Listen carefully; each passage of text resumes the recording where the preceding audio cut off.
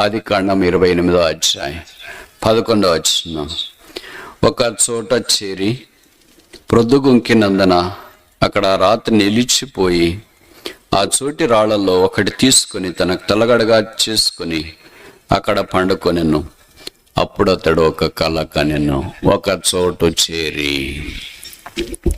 దేవుని మందిరము ఒక చోటు, ఎ సర్టన్ ప్లేస్. ఏంటా ఒక చోటు? ఏంటి దాని ప్రాముఖ్యత? బైబిల్లో సర్టన్ ప్లేస్, ఒక చోట అనేది కనీసం 5 సార్లు రాయబడి ఉంటుంది. ఆ ఒక చోట జ్ఞాపకం చేసే సంగతులు ఏంటి? ఆధ్యాత్మికమైన వలయంలో దేవుడు మనల్ని ఆ ఒక చోటుకి తీసుకురావాలని కోరుతూ ఉన్నాడు. ఈ ఒక చోట చేరి ఆ రాత్రి అక్కడ నిలిచిపోయిన చోటు, ఆగిన చోటు, ప్రయాణము మానిన చోటు, ఎ సర్టన్ ప్లేస్. లోకంలో మనం కూడా బహుశా ప్రయాణం చేస్తూనే ఉన్నామేమో, అయితే ఆగిపోయే ఒకటి స్థలం రావాలి. దీనికి ఒక పేరు పెడదామా? స్టాపింగ్ ప్లేస్, ఆగిన స్థలం.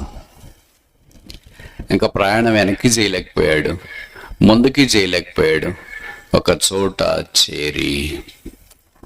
మానవ జీవితంలో కొన్నిసార్లు యాత్రను కొనసాగిస్తున్నప్పుడు, ప్రతికూల పరిస్థితులు ఎదురైనప్పుడు, ఏకాకులమైనప్పుడు, చీకటి ఆవరించి ఉన్నప్పుడు, దిక్కులేని వారమై ఉన్నప్పుడు, ఏం చేయాలో తోచనప్పుడు, వికలాంగులమై ఉన్నప్పుడు, ఆత్మీయ గుడితనం కలిగి ఉన్నప్పుడు ఒక చోటు మన జీవితాన్ని మారుస్తుంది. అదే దేవుని మందిరం. ఆ ఒక్క చోటుకి యాకోబు వచ్చినట్లు వాక్యంలో చూస్తున్నాం. The stopping place is the house of God. దేవుని మందిరం దగ్గర ఆగిపోతే ఆయన జీవితం ఎలాగో స్టార్ట్ అవుతుందో, when there is a stop there is a start. ఎప్పుడు ఆగిపోతాడో అప్పుడు ముందుకు సాగిపోయే అవకాశం ఉంది. ఆగిపోకుండా దేవుని యొక్క మందిరం యొక్క దర్శనం పొందలేడు. అప్పుడు ముందుకు సాగిపోవడం దుర్లభం. రెండవది, ఈ ఒక చోట బైబిల్లో ప్రస్తావించబడిన సంగతులు. సమూయేలు మొదటి గ్రంథం 21వ అధ్యాయం 2వ వచనం. 1 Samuel chapter 21. సమూయేలు మొదటి గ్రంథము 21వ అధ్యాయం 2వ వచనం. 1 Samuel chapter 21 verse 2.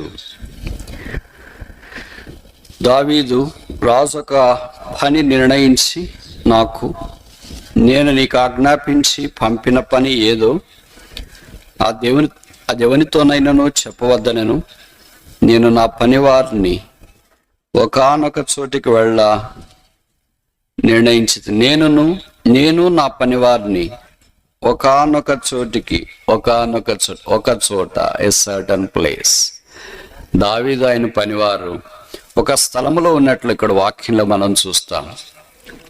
ఈ స్థలము పంపబడే స్థలము, సెండింగ్ ప్లేస్.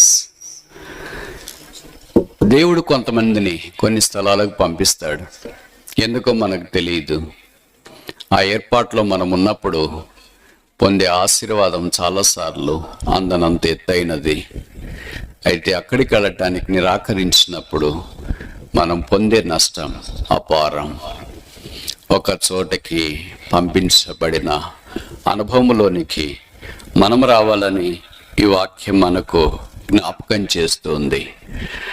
మూడవది, కొత్త నిబంధనలో చూస్తాం. నేను ఈ మాటలు చెప్తుంటే మీరు బహుశా ఇదంతా పాత నిబంధన కదా, మరి కొత్త నిబంధన సంగతి ఏంటి అనే ఆలోచన ఎవరైనా బైబిల్ పండితులకి, బైబిల్ విద్యార్థులకి తటస్థించడం సహజమే. మూడవది, లూకా సువార్త 11వ అధ్యాయం 1వ వచనం. Gospel according to doctor Luke chapter 11 verse 1. లూకా సువార్త 11వ అధ్యాయం 1వ వచనం. లూకా సువార్త 11వ అధ్యాయం 1వ వచనం. ఆయన ఒక చోట ప్రార్థన చేయుచున్నాను. ఒక చోట ప్రార్థన చేసే ఒక చోటు. It's a supplicating place. ఇది ప్రార్థన చేసే స్థలం.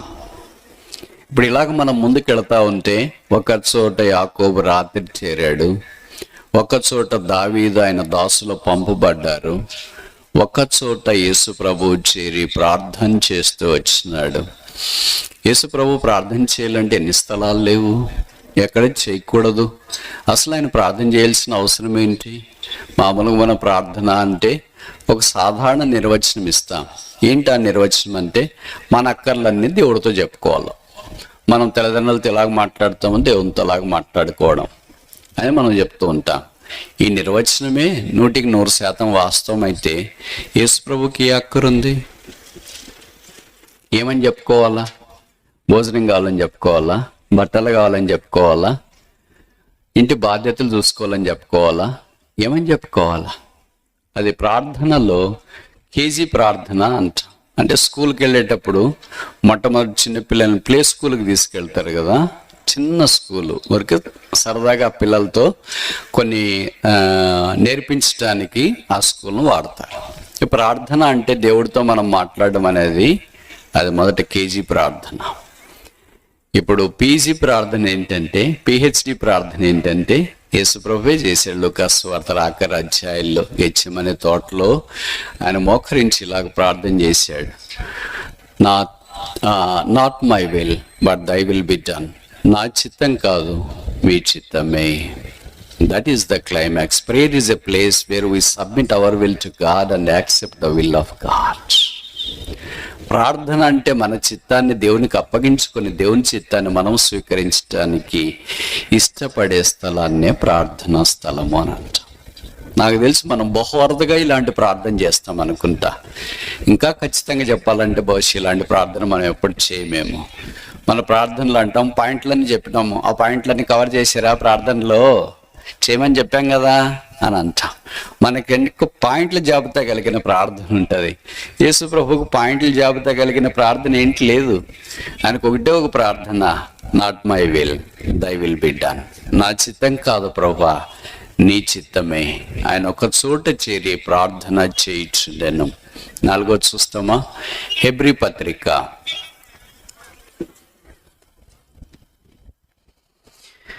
2వ అధ్యాయం, హెబ్రీ చాప్టర్ 2 verse 6.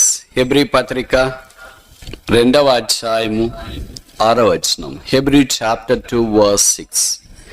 హెబ్రీ పత్రిక 2వ అధ్యాయం 6వ వచనం. అయితే ఒకడు ఒక్క చోట ఇలాగున దృఢముగా సాక్ష్యమిచ్చుచున్నాడు. ఒకడు ఒక చోటన దృఢముగా, ఒక చోట. ఇది 8వ కీర్తన జ్ఞాపకం చేస్తుంది. ఇదేంటంటే వాక్యమైన చోటు, a certain place of scriptures. దేవుని వాక్యం కలిగిన స్థలం. ఒకడొక చోటు ఇలాగ తెలియజేస్తూ ఉన్నాడు. మనకు వాక్యం అనే ఒక చోటు ఉందా?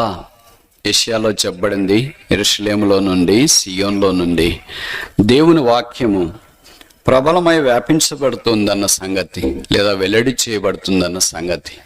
దేవుని వాక్యం నిత్యం నిలిచి ఉండేది కనుక దేవుడు మనల్ని ఆ చోటు నుండి వాక్యముతో నింపాలని కోరుతున్నాడు.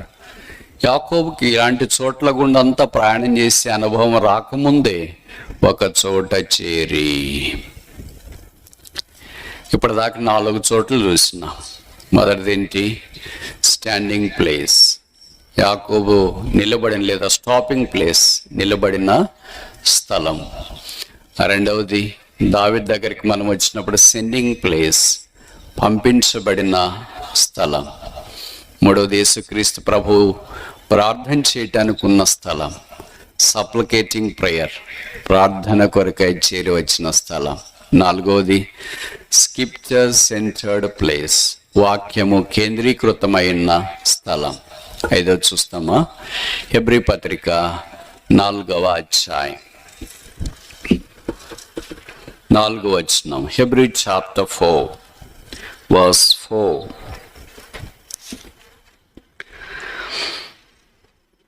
దేవుడు 7వ దినమందు తన కార్యములన్నింటిని ముగించి విశ్రమించను అని 7వ దినమును గూర్చి ఒక చోట చెప్పి ఉన్నాడు.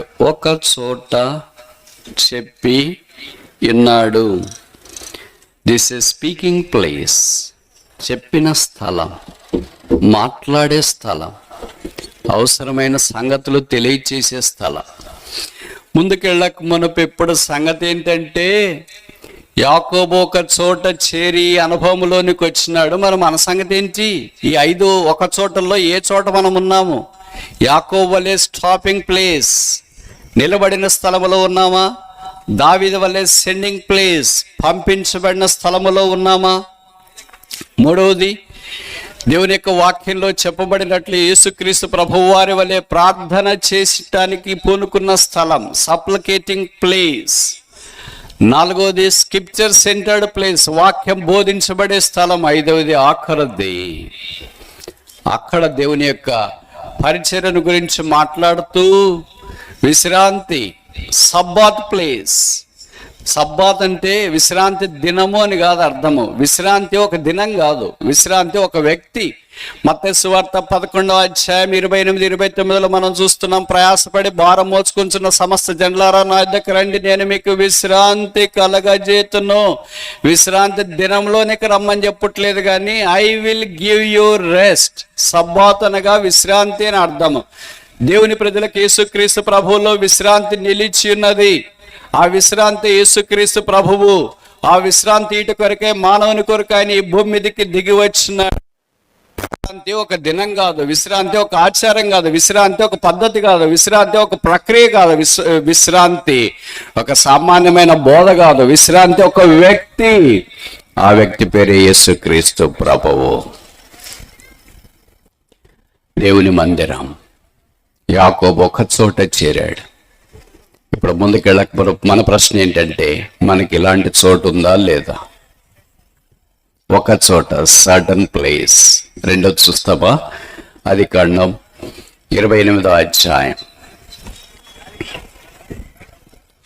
ఆదికాండం 28వ అధ్యాయం 11వ వచనం చివరి మాట. ఆదికాండం 28వ అధ్యాయం, జెనసిస్ చాప్టర్ 28.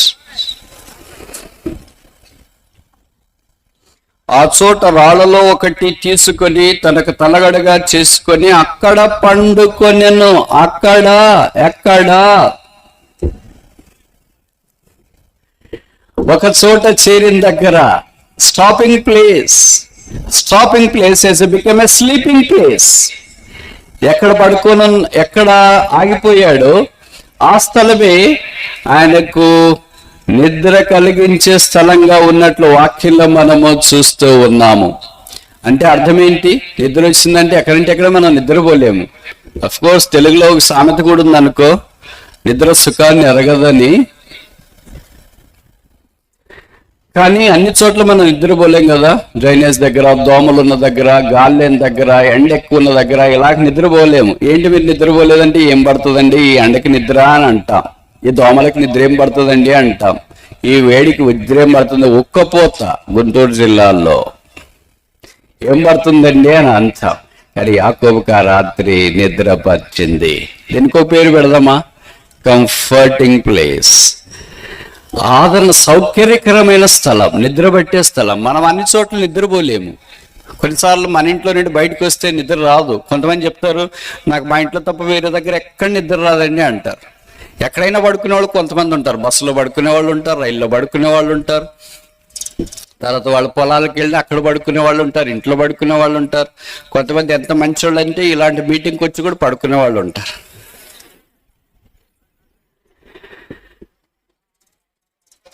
కనుక దేవుని మందిరము వారికి ఎంతో నెమ్మది కలిగించిన స్థలం. ఆ యాకోబుకి నిద్ర పట్టిన పరిస్థితులు బాగా పనిచేసి అలిచిపోయాడని కాదు. ప్రాణాన్ని అరిచేతిలో పట్టుకుని అన్న యుద్ధ నుండి బయలుదేరి ఏకాగ్గా వెళుతున్నప్పుడు అమ్మను వదిలేశాడు, నాన్నను వదిలేశాడు. లేదా అమ్మ నాన్న ఇద్దరు వెళ్ళిపోమని చెప్పేశారు, అన్నను దూరంగా విడిచి వెళ్ళిపోతున్నాడు. దాసులు పనివారు ఇంకెవరు కనిపించట్లేదు, ఇంకోసారి వస్తాడో రాడో తిరిగి ఆ ఊరికనే నమ్మకం లేదు. అలాంటి పరిస్థితిలో వెనక్కి తిరిగి చూస్తే ఊరు కనిపిస్తుంది, స్నేహితులు, మిత్రులు, పరివారం, పరిశుద్ధులు, ఎంతోమంది ఆయనకి పరిచయమైన వాతావరణం, ఇవన్నీ కనిపిస్తున్నాయి. అయినా రాత్రి నిద్ర ఎలాగ పట్టింది అంటే దేవుని మందిరం చింత, విచారము, చీకాకు ఇవన్నీ లేకుండా మనం ఆత్మ సంబంధమైన సౌకర్యవంతమైన స్థలంలోనికి మనల్ని తీసుకుని వెళుతుంది. కనుక ఈ దేవుని మందిరం మనకు జ్ఞాపకం చేసే ఈ విషయం ఏంటంటే ఇట్స్ ఎ కంఫర్టబుల్ ప్లేస్, అది సౌకర్యకరమైన స్థలం.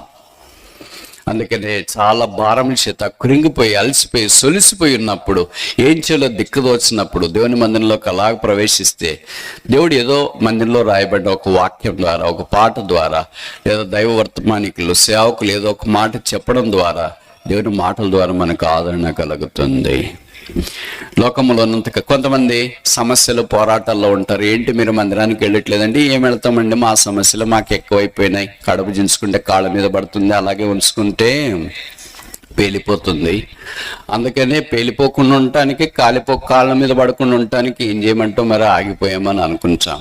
మనం ఆగిపోయినంత మాత్రాన మా సమస్యలేం పరిష్కారం కావు. నేను ఈ మాట చెప్తున్నాను అన్నప్పుడు మీరు అనొచ్చు, మరి వెళ్ళినంత మాత్రం మన సమస్యలు పరిష్కారం అవుతాయా? అదే కదా నేను చెప్పేది.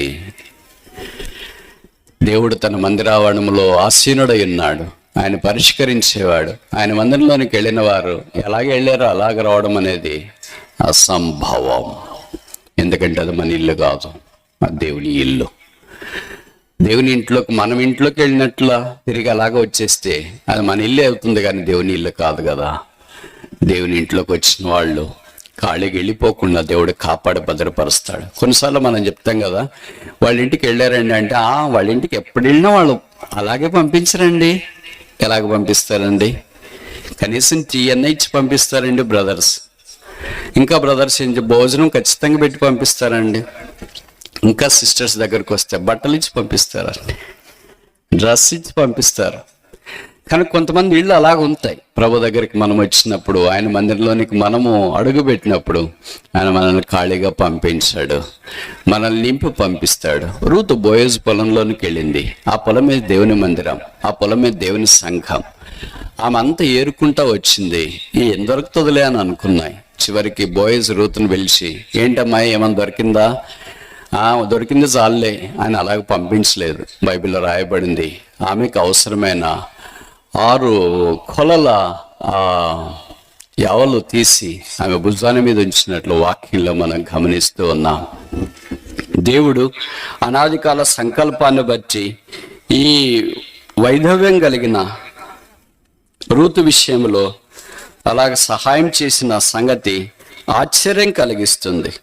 అతడు 6 కొలలు యవల కొలిసి ఆమె భుజం మీద ఉంచగా ఆమె పురములోనికి వెళ్ళాను.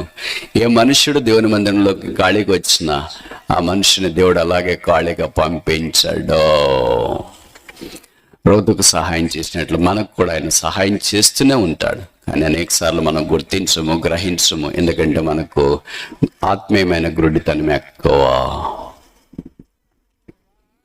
2 విషయాలు చూస్తాం. దేవుని మందిరము ఇట్స్ ఎ సర్టన్ ప్లేస్, అదొక చోటు. రెండవది, దేవుని మందిరం ఇట్స్ ఎ కంఫర్టబుల్ ప్లేస్, అది సౌకర్యవంతమైన స్థలం.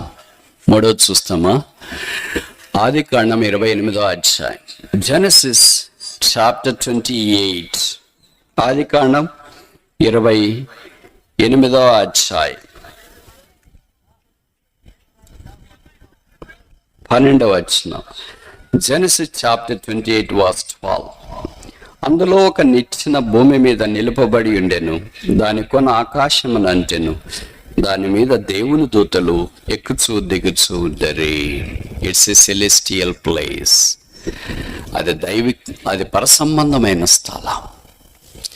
ఇక్కడ మనుషులు ఎవరు కనిపించట్లేదు, ఒక నిచ్చెన కనిపిస్తుంది, దేవదూతలు కనిపిస్తున్నారు. So house of the God is a heavenly place. ఆ తర్వాత కింద యాకోబు మాట్లాడాడు కదా, this is the gate of haven, ఇది పరలోకపు గవిని. కనుక ప్రతి దేవుని మందిరము పరలోకపు గవినిగా దేవుడు సిద్ధం చేసినాడు. పరలోకపు గవిని అంటే పరలోక సంగతులు ఉంటాయి, పరలోక వాసన ఉంటుంది, పరలోక అనుభవం ఉంటుంది, పరలోక వాతావరణం ఉంటుంది, పరలోకమైన సంగతులు ఉంటాయి, పరలోకాన్ని గురించిన విషయాలు అక్కడ ప్రాధాన్యత కలిగి ఉంటాయి. భూ సంబంధమైనవి అక్కడ ఉండవు. ఈ నిచ్చెన మీద దేవదూతలు ఎక్కుచూ ఉన్నారంటే దిగుచూ ఉన్నారంటే ఎందుకు ఎక్కుతున్నారు, ఎందుకు దిగుతున్నారు? ఎక్సర్సైజా? మన మాదిరి అయితే ఏదో ఎక్కువ తిన్నాం కదా, కొద్దిగా అరగాల సెట్ కావాలంటే నడుస్తాంలే ఎక్కదాంలే అని అనుకుంటాం. వాళ్ళు తినేది లేదు కదా, ఎక్సర్సైజ్ చేయాల్సిన పని లేదు కదా, వాళ్ళకి ఒబెసిటీ లేదు కదా, లావు ఉన్నారు కదా తగ్గుదాం అనేది ఏం లేదు కదా. మనకి ఇవన్నీ శరీరంలో ఉన్నాం కనుక ఇవన్నీ సమస్యలు ఉంటాయి. అందుకే ఉదయం లేచిన వెంటనే ఎక్సర్సైజ్ చేసేవాళ్ళు, గ్రీన్ టీ తాగేవాళ్ళు, ఎంత తక్కువ చెప్తే అంత మంచిది అనుకోండి. రకరకాలుగా మనుషులు ఎలాగైనా సరే వారికి ఉన్న అనవసరమైన ఈ శరీర బరువు తగ్గించుకోవటానికి ప్రయత్నం చేస్తూ ఉంటారు. కానీ దేవదూతలకు అదేం అవసరం లేదు. ఇది జ్ఞాపకం చేసే సంగతి నేను మీకు తెలియచేయాలని కోరుతున్నాను. ఎందుకు నిచ్చెన పరలోకంలోనికి ఎక్కేది లేదా ఆకాశంలోకి ఎక్కిపోయే దేవదూతల్ని దిగొచ్చేది జ్ఞాపకం చేస్తుందంటే, దేవుని మందిరంలో every ministry should be ascended to the haven. దేవుని మందిరంలో మనం చేసే ప్రతి పరిచర్య దేవుని యొద్దకే నేరుగా చేరేటట్లు ఉండాలా. ప్రతి పరిచర్య దేవుని మందిరంలో చేసేది దేవుని యొద్ద నుండి దిగి వచ్చినట్లు ఉండాలా. The ministry we accomplish in the house of God is not a horizontal ministry, but it's a vertical ministry. భూమికి సమాంతరంగా చేసే భూ సంబంధమైన పరిచర్య కాదు దేవుని మందిరములో. అసలు దేవుని మందిరంలో భూమికి సంబంధమే లేదు. ఆకాశానికి సంబంధం, పరలోకానికి సంబంధం, దేవదూతలకు సంబంధం, యేసుకు సంబంధం, నిచ్చెనకు సంబంధం. Ministry accomplish in the house of the God has nothing to do with a human relation. మానవ హద్దుబాట్లు, మానవ పరిస్థితులు, మానవ దానికి ఏమీ సంబంధం లేదు. అక్కడ యాకోబు అనే ఒకే ఒక నరపుత్రుడు, మిగతా వాళ్ళంతా ఎవరు? దేవదూతలు.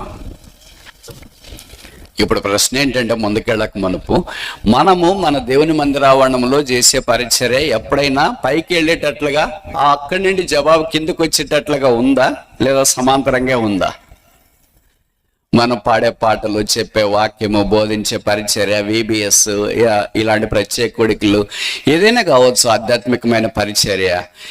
అందుకే దీన్ని అపోస్టలైన పౌలు యాంప్లిఫై చేస్తూ కొరింథీయులకు రాస్తూ మొదటి పత్రికలో రాశాడు, మీరు ఏం చేసినా, వాట్ ఎవర్ యు డూ, భోజనం చేసినా పానం చేసినా, do everything for the glory of God, సమస్తము దేవుని మహిమ కొరకు చేయండి. If that is not done, that is not a ministry at all. అలాగే చేయకపోతే అది పరిచర్య కాదు. ఇదే స్టాండర్డ్, ఇదే స్కేల్ దగ్గర మనం వచ్చినాం అనుకోండి, ఎంతమంది పాస్ అవుతాం? పాస్ అయ్యే శాతం ఎక్కువ, ఫెయిల్ అయ్యే శాతం ఎక్కువ. నాకు తెలిసి ఫెయిల్ కుప్పలు అవుతాం, కుప్పలే. పాస్ అయిన కుప్పలు కాదు, ఫెయిల్ అయిన కుప్పలు. ఎన్ని భౌతికంగా చేస్తుంటాం, ఎన్ని మనుషులను సంతోషపరచడానికి చేస్తుంటాం, ఎన్ని మనుషులతో కొయాగలేట్ అవి మనం చేస్తుంటాం. But is it centred around the will of God? నేను చేసి ఈ పని పరలోకానికి వెళ్తుందా? దేవదూతలు తీసుకెళ్తారా? యేసుప్రభువా బేతేల్ అనే ప్రార్థనా మందిరంలో, పత్తిపాళ్ళు, గుంటూరు జిల్లాలో ఈ పరిచర్య వాళ్ళు చేశారు, నేను దాన్ని మీ యొద్దకు తీసుకుని వచ్చినానని దేవదూతలు తీసుకెళ్లి దేవుని దగ్గర చెప్పగలరా? దేవదూతలు తీసుకెళ్ళాలంటే వాళ్ళు తీసుకెళ్ళేంత పరిశుద్ధంగా ఉండాలి కదండి. అంత కంపంత తీసుకెళ్తారా వాళ్ళు? సామాన్యమైన వాళ్ళు కాదు కదా. మన మాదిరి ఏదో చిన్న పని చేసుకునే వాళ్ళు అయితే ఏదైనా పర్లేదులే అని అంత ఒకేసారి ఇలాగ సర్దుకొని భవిష్యత్తు వెళ్ళటానికి ట్రై చేస్తాం మేము. దేవదూతలు అలాగ సర్దుకొని వెళ్ళరండి. వాళ్ళు ఏది అవసరమో అదే తీసుకుంటారు. తర్వాత గింజలే తీసుకుంటారు, గురుగులు తీసుకోరు. అవసరమైన గొర్రెలే తీసుకుంటారు కానీ మేకలు తీసుకోరు. వారికి పరిశుద్ధమైనది కావాలి, ఎందుకంటే వారు పరిశుద్ధమైన వారు. నేను ఈ మాట ఎక్కువసార్లు చెప్పాలని అనుకుంటున్నాను, ఎక్కువసేపు చెప్పాలనుకుంటున్నాను, కానీ సమయార్థబాటును బట్టి ముందుకు పోవాల్సి వస్తుంది. ఈ విషయంలో మనలో చాలా మంది తప్పిపోయామంటే తప్పు కాదేమో. దేవుని మందిరంలో కేవలము ప్రతి పరిచర్య నిచ్చెన మీద నుండి దేవదూతల పైకి తీసుకెళ్ళాలా. ఆ పరిచర్య దేవుడు అంగీకరించిన తర్వాత నిచ్చెన మీద నుండి ఆశీర్వాదం కిందకి రావాలా. If this is not there, this is not the house of God. ఇదే జరగకపోతే దేవుని మందిరం కాదు. మనం చేసే పరిచర్య దేవుడు అంగీకరించడు. అది ఎలాంటి పరిచర్య అయినా సరే, యూట్యూబ్ పరిచర్య, సోషల్ మీడియా పరిచర్య, బోధ, వాక్యం, ఉపదేశం, మ్యూజిక్, వంట, చెప్పుల స్టాండ్, ఏ పరిచర్య అయినా సరే, గాడ్ డజంట్ యాక్సెప్ట్ ఇట్. దేవుడు దాన్ని అంగీకరించలేడు. ఎందుకంటే అది పైకి పోలేదు. అది ఎక్కడుంది? కిందే ఉంది. నిచ్చెన కిందే ఉంది, భూమి దగ్గరే ఉంది, చీకట్లోనే ఉంది, పగలు కూడా కాదు. చీకట్లో ఉంటే కనబడకపోతే ఇంకా ఆ పరిచయం కౌంట్ ఎవరు చేస్తారు? కనిపిస్తేనే కదా కౌంట్ చేయటానికి. కనిపించాలంటే దేవదూతలు చూసేటట్లు ఉండాలి కదా. దేవదూతలు చూసేటట్లు లేకపోతే ఆ పరిచర్య అంగీకరించబడదు. ఇప్పుడు ముందుకెళ్ళక మనకున్న బలమైన ప్రశ్న ఏంటంటే, నేను దేవుని మందిర ఆవరణంలో చేస్తున్న సామాన్యమైన పని మొదలుకొని పెద్ద బోధనే పరిచర్య దాకా, is it ascending to the heaven? Do I get the descending blessings? ఇది పరలోకానికి ఎక్కిపోతుందా? పరలోకం నుండి నేను బహుమానం పొందుతున్నాను. What a colossal fall we incur in our lives. మన జీవితాల్లో దేవుని మందిరం రావడంలో ఎంతో పని చేస్తుంటాం, కానీ ఎంత నష్టాన్ని మనం సంపాదించుకుంటాం. మన కొరకు, భర్త కొరకు, భార్య కొరకు, పిల్లల కొరకు, సేవకులేమో ఎల్డర్స్ కొరకు, ఎల్డర్స్ ఏమో సేవకుల కొరకు, వాళ్ళేమో పక్కన వాళ్ళ కొరకు, వీళ్ళేమో వీళ్ళ కొరకు. ఇదే సరిపోతుంది. కానీ అందుకే ప్రభు అన్నాడు, మిమ్మల్ని గురించి చింతపడుతున్నారు కానీ నన్ను గురించి, నా పని గురించి చింతించేవారు ఎక్కడ? Where are the people that worry of me? ప్రభుని గురించి ఎప్పుడైనా చింత, ప్రభు నా పరిచర్య, నా ప్రార్థన, నా పాటలు, నా వాక్యము, నా బోధ నీ ఎద్దకు వస్తుందా? ఇది యాకోబు దేవుని మందిర ప్రత్యక్షతలో మొట్టమొదటి సందర్భంలో గుర్తించినట్లు వాక్యలో మనం చూస్తాం. ఈ స్థలానికి ఉన్న 4వ పేరు చూస్తామా? సమయం కావస్తుంది, ముందుకెళ్ళటానికి ప్రయత్నం చేస్తాం. 13వ వచనం, ఆదికాండం 28వ అధ్యాయం 13వ వచనం. మరి యెహోవా దానికి పైగా నిలిచి, నేను నీ తండ్రి అయిన అబ్రహాము దేవుడను, ఇస్సాకు దేవుడినైన యెహోవాను, నీవు పండుకొని ఈ భూమిని నీకును నీ సంతానమునకు ఇచ్చేదను. దేవుడు దాని పైన నిలుచున్నాడు. దేవుని మందిర ఆవరణంలో దేవుడు నిలిచుంటాడు. నిలిచున్నాడు అంటే అర్థం ఏంటి? కంట్రోల్లో ఉందే అంతా అని అర్థం. ఆది కాండంలో నిల్చున్నాడు. ప్రకటన గ్రంథంకి వచ్చేటప్పటికే బైబిల్లో రాయబడింది, 7 సువర్ణ దీప స్తంభములు చేతబట్టుకొని వాటి మధ్య సంచరించువాడు సెలవిచ్చు సంగతులేమనగా. ఆయన నిలబడ్డం మాత్రమే కాదు, ఇప్పుడు అక్కడ నడుస్తున్నాడు. ఆయన ఏ దీపం ఎలాగ వెలుగుతుంది, దాన్ని ఎలాగ ట్రిమ్ చేయాలంటే దాన్ని ఎలాగ బాగా మండేటట్టు చేయాలా, ఆరిపోయింది ఎలాగ వెలిగించాలా, నూనె తక్కువైన దానికి నూనె ఎలాగ పోయాలా అనే పనిలో ఆయన నిమగ్నమైనట్లు పునరుత్థానం అయిన తర్వాత ప్రకటన గ్రంథంలో మనం గమనిస్తూ ఉన్నాం. ఇక్కడ 28వ అధ్యాయంలో ఆయన నిలిచి, ఎప్పుడు పగలు కాదు, రాత్రి నిద్రపోలేదా? మామూలు మనకి తొందరగా నిద్ర వస్తుంది కదా, మరి ఆయనకి నిద్ర రాలేదేంటి? లేపారా ఎవరైనా? దేవదూతలు వెళ్ళి, ప్రభు యాకోబు ఇక్కడ పడుకొని ఉన్నాడు, కొద్దిగా ఒకసారి చూడకపోయే వాళ్ళు లేచి. ఆయనకి ఏం చెప్పాల్సిన పని లేదు. బైబిల్లో రాశారు కదా, 121వ కీర్తనలో, ఇశ్రాయేలును కాపాడువాడు కునుకడు నిద్రపోడు, ఆయన కళ్ళు నిత్యము మనుషుని చూస్తున్నారు. బైబిల్లో రాయబడింది, యెహోవా యందు భయభక్తులు గల వారిని బలపరచుటకే యెహోవా కన్నులు లోకమందంతటా సంచారము చేస్తున్నాయి. కనుక మనం పండుకొని ఉన్న ఆయన పని చేస్తూ ఉంటాడు. అలాగని మనం ప్రార్థన చేయకుండా మానేసి పడుకోమని కాదు దీని అర్థము. Although we're at rest, but God is not at rest.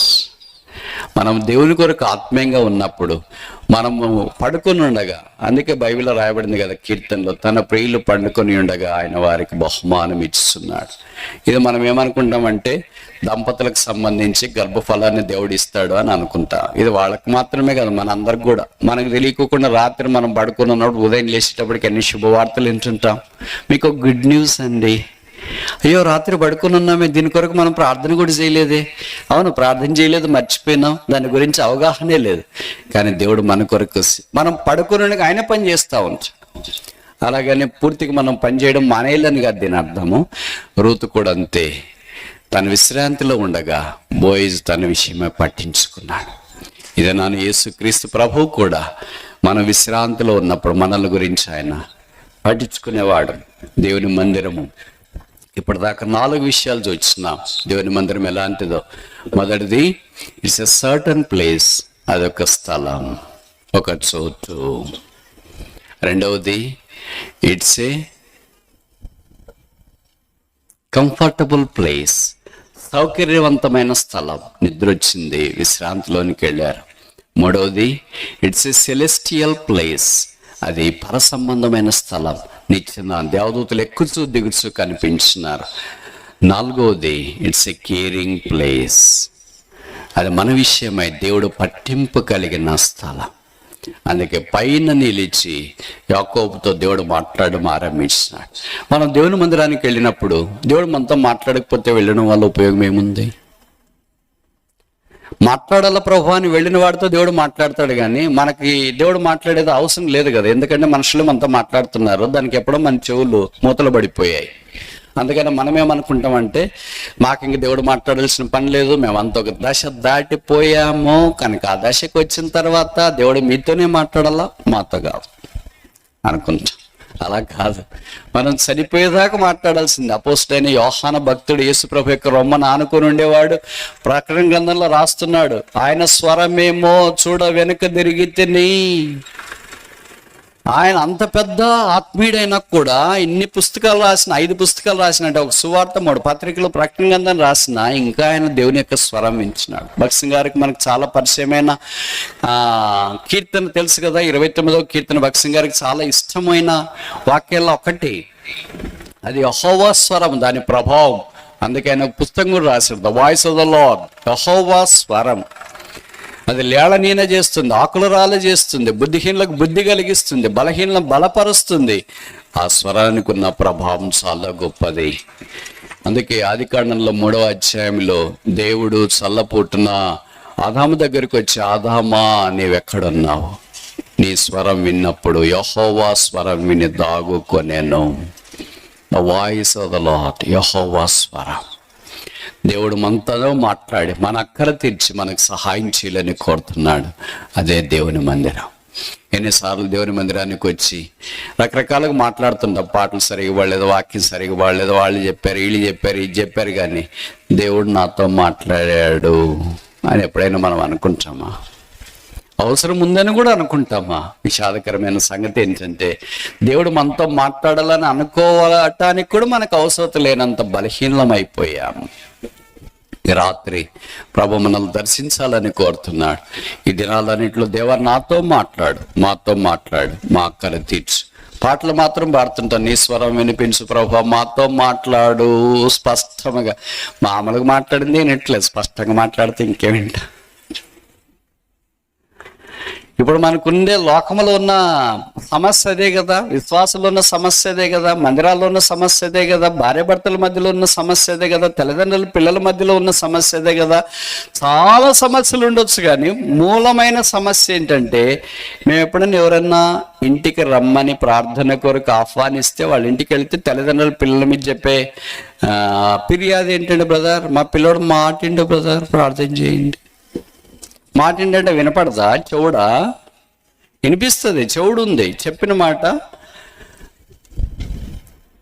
చేయటానికి ప్రయత్నించారు. అదే కదా మన పరిస్థితి కూడా. దేవుని మందిరానికి వస్తాం, వాక్యం వింటాం కదా, వినటానికి ఆసక్తి ఉండే ఇంతమంది వచ్చినాం. ఆన్లైన్లో కూడా కొంతమంది జాయిన్ అయి ఉంటారు. వినటానికి చెవులు పనిచేస్తాయి, తీసుకోవటానికి హృదయము సహకరించదు. అదే నేనేంటి వాక్యం తీసుకోవడం ఏంటి, నాకేనా ఈ వాక్యము, వాళ్ళకు నాకు మాత్రం కాదు. అందుకనే మనం ఇలాగ ఆత్మీయంగా సూలిపోయిన వారిగా కనిపిస్తున్నాం. ఈ రాత్రి ప్రభు మనల్ని దర్శించాలని కోరుతున్నాడు. వాక్యం ద్వారా ఆయన దర్శించే దేవుడు. యాకోబును ఆ రాత్రి దర్శించినాడు, ఆయన జీవితం మార్చబడింది. అంతదాకా యాకోబు వాళ్ళ అమ్మ మాట, వాళ్ళ అమ్మ స్వరం విన్నాడేమో, వాళ్ళ నాన్నగారి స్వరం విన్నాడేమో, వాళ్ళ అన్న స్వరం విన్నాడేమో, గొర్రెల స్వరం విన్నాడేమో, దాసుల స్వరం విన్నాడేమో, ఇలాగ తన చుట్టూన్న పరివారం యొక్క స్వరం విన్నాడేమో. Never he heard the voice of the Lord, and it was first time he heard the voice of the Lord in the house of God. దేవుని మందిరంలో దేవుని స్వరం విన్నాడు. What a blessed thing it is. దేవుని మందిరంలో దేవుని స్వరం వినదానికంటే ఇంకా శ్రేష్టమైనది, శ్లాఘనీయమైనది ఏముంది? ఈ రాత్రి తిరిగి వెళ్ళకమును ప్రభువా నీ స్వరము నాకు అనుగ్రహించము, నీ మందిరంలో నుండి నువ్వు మాట్లాడే దేవుడో కదా, నిచ్చెన మీద నిల్చున్నవాడో కదా, నేను పడుకోనున్నా కూడా నీ మాటల ద్వారా నన్ను లేపగలవు కదా, నా జీవితాన్ని లేపగలవు. ఇక్కడ నిద్రలో ఈయన పడుకొని ఉన్నాడేమో. మనం సమస్యల చేత, బలహీనతల చేత సూలిపోయి, డస్సిపోయి, కష్టాల్లో నలిగిపోయి, కృంగిపోయి, ఆర్థిక ఇబ్బందులు ఎవరు తీరుస్తారు? ఈ బంధకాలు ఎవరు తెంచుతారు? ఈ ఉచ్చు ఎవరు బయటికి తీసుకురాగలరు? ఈ జీవితాన్ని ఎవరు మారుస్తారు? ఈ కన్నీరు ఎవరు తుడుస్తారు? ఈ గాయాలు ఎవరు కడతారు? ఈ జీవితాలను ఎవరు బాగు చేస్తారు? భర్త ఎలాగ రక్షణ పొందుతాడు, భార్య ఎలాగ రక్షణ పొందుతుంది, పిల్లలు ఎలాగ రక్షణ పొందుతారు? ఈ సమస్యలన్నీ పరిష్కారం ఏంటి? ఒకటే ఒకటి, యేసుక్రీస్తు ప్రభువు. సమస్యలు ఎన్నో ఉన్నాయి, పరిష్కారం ఒక్కటే, అదే యేసుక్రీస్తు ప్రభు. ఈ రాత్రి ముగించక మునుపు ఇంకా యేసుని ఎరగని వారిని తిరిగి యేసు ప్రభు యొక్క శిలువ ప్రేమ చేత మేము యేసుని అంగీకరించాలని కోరుతున్నాం. బైబిల్ సెలవిస్తుంది, నీతిమంతులు లేడు, ఒక్కడైనా లేడు, అందరినూ త్రోవ తప్పి ఏకముగా లోకాన్ని ఆశ్రయించిన వారు. అలాంటి మానవ జాతిని ఆయన ప్రేమించి తానే దైవ కుమారుడుగా ఈ భూమి మీదకి దిగి వచ్చాడు. యేసుక్రీస్తు ప్రభువు మిగతా సామాన్యమైన మనుషుల కంటే విభిన్నమైన వాడు. ఆయన జీవితంలో 5 ప్రాముఖ్యమైన విషయాలు ఉన్నాయి. మానవ చరిత్రలో అలాంటి వ్యక్తి లేడు, ఉండడు, ఉండబోడు. మొదటి సంగతి, మానవ చరిత్రలో యేసు ప్రభు పుట్టినట్లుగా ఎవరు పుట్టలేదు. He was born to a virgin. ఆయన కన్యకైన మరెక్కు ఈ భూమి మీదకి రావటానికి ఎన్నిక చేసుకొని భూమి మీదకి దిగి వచ్చినాడు. His birth has no sin. ఆయన పుట్టుకల్లో పాపము లేదు. రెండవది, ఆయన ఈ భూమి మీద జీవించినట్లు ఎవరినో జీవించలేదు. His life has no contamination and corruption. ఆయన జీవన శైలిలో ఎలాంటి దోషం కానీ, పాపము కానీ, అపరాధం కానీ లేదు. యేసు ప్రభు ఈ భూమి మీద ఉన్నప్పుడు అన్నాడు, నాలో పాపం ఉన్నదని మీలో ఎవడు స్థాపించగలడో. నిర్దోషి, నిష్కల్మషుడు, పాపలలో చేరక ప్రత్యేకంగా ఉన్నవాడు యేసు ప్రభు. మూడవది, యేసు ప్రభు భూమి చేసిన అద్భుతాల్లో నరమాత్రుడు 6000 సంవత్సరాల మానవ చరిత్రలో ఎవరు చేయలేదు. యేసుక్రీస్తు ప్రభు ఒక్కడే చేశాడు. ఎలాంటి అద్భుతాలు! సామాన్యంగా రొట్టెలు, చేపలు విరిచి 1000 మందికి పంచిపెట్టడం మాత్రమే కాదు, చెవిటి వారిని బాగు చేయడం, కుంటి వారిని స్వస్థపరచడం, కుష్ఠరోగులను బాగు చేయడం, రక్తస్రావం కలిగిన స్త్రీని ఆరోగ్యకరంగా మార్చడం, ఇవన్నీ చాలా సామాన్యమైన సంగతులే. గుడ్డివాడికి కళ్ళు ఇచ్చేటట్లు చేసింది ఒకే ఒక్కడు, యేసుక్రీస్తు ప్రభు. నీళ్ళ మీద నడిచేటట్లు ఆజ్ఞాపించ సమర్థుడు యేసు. నీళ్ళ మీద యేసుక్రీస్తు ప్రభు నడిచాడు. చివరిగా సమాధిలో ఉన్న 3 రోజులు 4 రోజులు ఉన్న లాజరును సమాధిలో నుండి బయటికి తీసుకుని వచ్చిన వాడు. ఇప్పుడు 4వది, యేసుక్రీస్తు ప్రభు వలె భూమి మీద మరణించిన వారు ఏ ఒక్కరూ లేదు. His death was unique. ఆయన మరణం అసమానమైనది. పాపులను ప్రేమించి పాపముగా చేపట్టు కొరికే శిలువ మీదకి వెళ్ళి ఆయన తల మీద ముళ్ళ కిరీటం, ముఖం మీద ఉమ్మి, చేతుల్లో మేకులు, దేహమంతా కోడ దెబ్బలు, ప్రక్కలో బల్లెము, కాళ్ళలో మేకులు దించబడి శిలువలో వేలాడదీయబడి ఆకాశానికి భూమికి మధ్యలో 2 దొంగల నేరస్తుల మధ్యలో మానవ కోటి కొరికై బహిరంగముగా మానవ పాపాన్ని భరించడానికి దిగి వచ్చిన ఏకైక రక్షకుడు యేసుక్రీస్తు ప్రభు. మనిషిని యొక్క శాపాన్ని ఎవరు భరిస్తారు? మనిషిని యొక్క అపరాధాన్ని ఎవరు భరిస్తారు? మనిషిని యొక్క దోషాన్ని ఎవరు భరిస్తారు? మనిషిని యొక్క అతిక్రమాలు ఎవరు భరించగలరు? మనిషిని యొక్క దుష్కీర్తి ఎవరు భరిస్తారు? మనిషిని అంతటి కొరకై 6000 సంవత్సరాల మానవ చరిత్రలో లోక పాపములను మోసుకుని పోవటానికి దిగి వచ్చింది ఒకే ఒక్కడే. ఆయన పేరే యేసుక్రీస్తు ప్రభు. His death was unique. ఆయన మరణం అసమానం. 5వది, ఆఖరిది, హిస్ రిజరక్షన్. ఆయన పునరుత్థానం, తిరిగి లేచుట. ఆదివారం పెందలకడ కొంతమంది స్త్రీలు సుగంధ ద్రవ్యాలు సిద్ధం చేసుకొని, ఈ రాయి మా కొరకు ఎవరు దొర్లిస్తారు ఆయన సమాధి దగ్గరికి వెళ్ళారు. బైబిల్లో రాయబడింది, ఆ సమాధి తెరవబడినట్టు. వాళ్ళు అక్కడికి వెళ్ళారు, చాలా ఆశ్చర్యపడ్డారు. ఎందుకంటే వాళ్ళ సమాధి అలాగే ఉంటుంది. ఎలాగ శుక్రవారం సమాధికి సీలేశారు, ఆదివారం కూడా అలాగే సీలేసి ఉంటుందని అనుకున్నారు. వాళ్ళ కళ్ళు వాళ్ళు నమ్మలేకపోయారు, వాళ్ళని వాళ్ళే నమ్మలేకపోయారు. What happened? మనం కరెక్ట్ స్థలానికి వచ్చినామా లేదా ఎక్కడైనా మార్పు పొంది రాంగ్ ప్లేస్లోకి వెళ్ళామా, GPS మనల్ని దూరంగా తీసుకెళ్ళిందే, రాంగ్ రూట్లో తీసుకెళ్ళిందే, రాంగ్ డైరెక్షన్లో తీసుకెళ్ళిందే, ఎక్కడ తీసుకెళ్ళింది అని అనుకుంటున్నారు. కానీ వాళ్ళు వచ్చింది కరెక్ట్ స్థలమే. Location, longitudes, latitudes same. GPS shows that Christ was buried there. క్రీస్తు అక్కడ పాతి పెట్టబడ్డాడని చూపిస్తుంది. తిరిగి వచ్చేటప్పటికే ఆ సమాధి ఖాళీగా ఉంది. చూసి ఆశ్చర్యపడ్డాడు. వారు విన్న స్వరం ఏంటంటే, ఈజ్ నాట్ హియర్, ఆయన ఇక్కడ లేడు. అంతకుముందు ప్రశ్న వేసినారు, why do you seek the living among dead?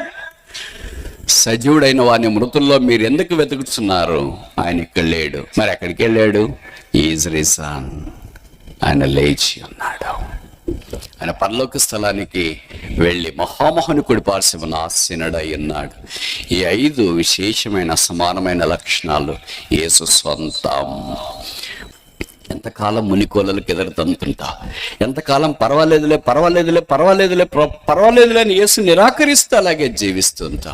ఆయన భక్తికి, నీ జీవనకు కావలసినవన్నీ నీకు దాళంగా దయచేశాడు కదా. కానీ మనుషుడు ఏమనుకుంటున్నాడంటే కొన్నిసార్లు, దేవుడు యేసు ప్రభు నాకు ఏం సహాయం చేయలేదండి అని. ఎవరు చెప్పారు నీకు సహాయం చేయలేదని? అసలు బతుకున్నావు అంటే దేవుని సహాయం, లేకపోతే ఎలాగ బతుకుతావు? 5 నిమిషాలు ముక్కు మూసుకో, మరి బతుకుతావు లేదు చూస్తావు. 5 నిమిషాలు గాలి రాలేదనుకో, బతుకుతావు లేదు చూస్తావు. ఇవన్నీ ఉచితంగా దేవుడు అనుగ్రహించినాడు కదా. గాలికి ఏమైనా డబ్బులు కడుతున్నారా? లేదు కదా. దేవుడు ఎంత ఉచితంగా మనకు అనుగ్రహిస్తున్నాడు. కానీ ఇవన్నీ మనం ఎరగకపోతున్నాం. దేవుడు నన్ను చూడట్లేదులే, పట్టించుకోవట్లేదులే, మన మీద కావాలనుకుంటున్నాం. ఆ సమయంలో దేవుడు ఇవ్వకపోతే ఆ దేవుడు ఇంత లేరా అనుకుంటా ఉన్నా. ఆ పాపుల రక్షకుడు నీకొద్దా? యేసు సమాధానము, సంతోషం అనుగ్రహించేవాడు ఆ యేసు నీకొద్దా?